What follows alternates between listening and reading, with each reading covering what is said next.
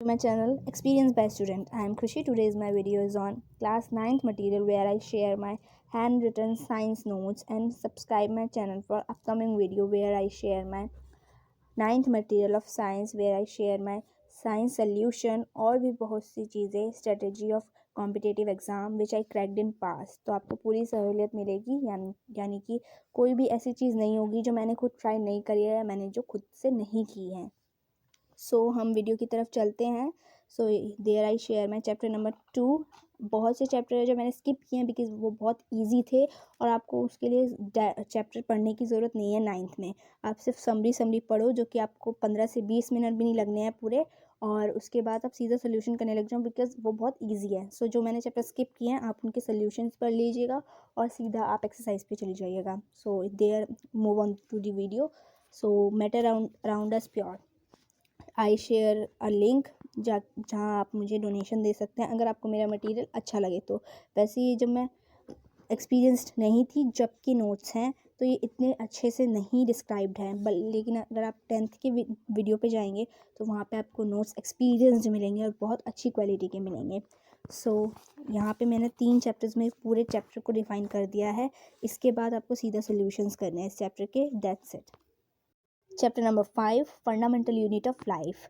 तो ये chapter only 3 pages में है और ये वो टॉपिक्स हैं जो कि आपके एग्ज़ाम में आने के चांसेस होते हैं। नहीं तो वो चैप्टर इजी है, लेकिन अगर आप आगे चल के 11th में साइंस ले रहे हैं तो प्लीज़ इसे अच्छे से पढ़ना, क्योंकि आपके साइंस में काम आएंगे यही टॉपिक। आगे चल के आपको छोटे छोटे टॉपिक्स में बन जाते हैं, लेकिन अगर आप यहीं पे अपना पोर्शन कवर करके नहीं चलेंगे तो वहाँ पे आपको प्रॉब्लम आएगी। यहाँ पे भी मैंने आपको एक QR कोड दिया है, आप यहाँ पे से भी चाहे तो पे कर सकते हैं जितना आप चाहें।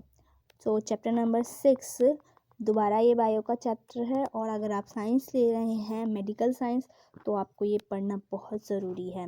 यहाँ बहुत इजी वे में मैंने सिर्फ ऊपर के पोर्शन में आपको चैप्टर नंबर 6 के बारे में छोटी सी डिटेल दी है। देन उसके बाद हम यहाँ पे कुछ इंपॉर्टेंट टॉपिक्स पे गए हैं, plant animal tissues and animal tissues के टाइप्स, प्लांट टिश्यूज़ के type and many more things.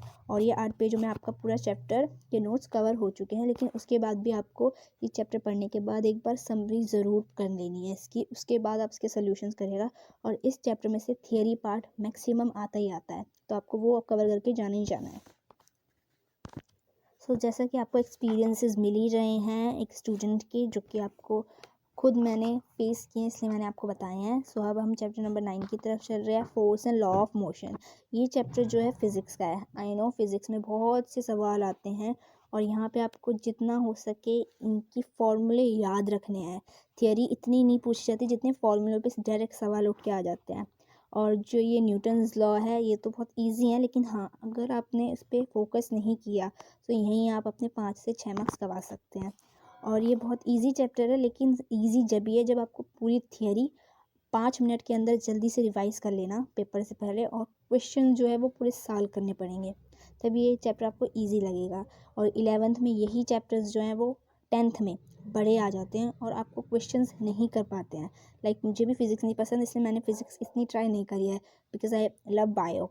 सो आप जितना हो सके इसको, अपना एक्सपीरियंस बता रही हूँ कि आप इसको जितना हो सके बार बार क्वेश्चंस, जितने सोल्यूशन उतने अच्छे मार्क्स, बस इतना कह सकते हैं। सो वापस से हम बायो के चैप्टर की तरफ मूव ऑन करते हैं। यहाँ हम चैप्टर नंबर 13 की बात कर रहे हैं, why do we fall ill. और ये बहुत ही ईजी चैप्टर है मेरे हिसाब से तो, बिकॉज आपको इसमें अपने बारे में ही पढ़ना है कि आप क्यों इल होते हैं, और प्रिवेंशंस पढ़ने हैं, टाइप ऑफ डिजीज़ पढ़ने हैं। मैक्सिमम इसको चैप्टर को अच्छे से पढ़ने में आपका आधा से 1 घंटा जाएगा, जहाँ आपको पूरी थियरी याद हो जाएगी और उसे साल में पेपर से पहले 1-2 बार रिवाइज कर लेना है और क्वेश्चंस वो करने हैं जो प्रीवियस ईयर में आए हो। That's it.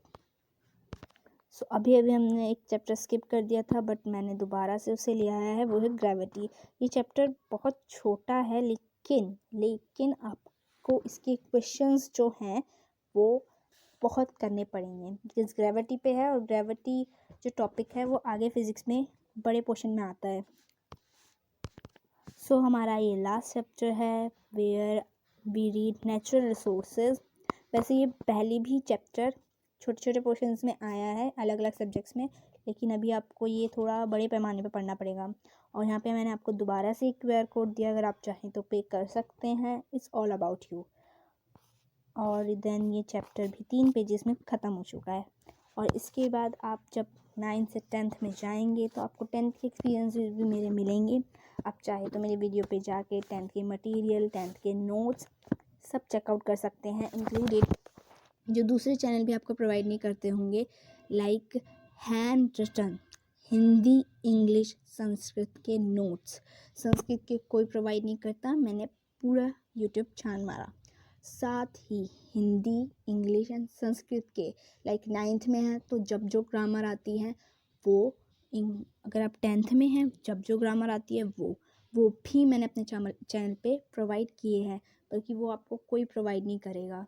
सो अगर आप चाहें तो मेरे चैनल पे जा सकते हैं। कॉम्पिटिटिव एग्ज़ाम जो कि मैंने क्रैक कर रखे हैं, मैंने वो कैसे क्रैक किए, मैंने उनमें क्या स्ट्रेटेजी लगाई, मैंने क्या सिलेबस कंप्लीट किया, अगर आप कमेंट करेंगी तो मैं वो भी वीडियोस डालूँगी। और आप कौन कौन सी वीडियोस चाहते हैं ये कमेंट में ज़रूर बताएं। Thank you for watching this video. Subscribe, share and like.